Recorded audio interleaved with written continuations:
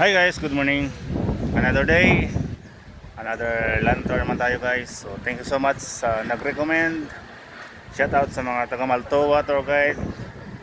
Kay Lito, Kento, Prado. Thank you so much to all sa pag-recommend ng land tour. Ayan.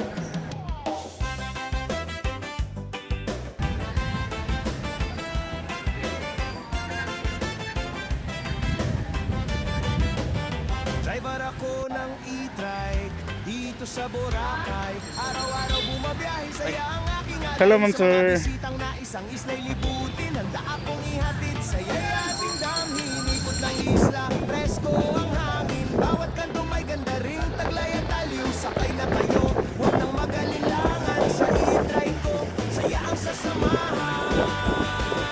Kuya Pinoy Rufino, mabalan tour, hatid ko sa inyo ganda't ligayang puro. Anim na destinasyon, siguradong sulit. Sa Boracay Tour, alaala'y sulit.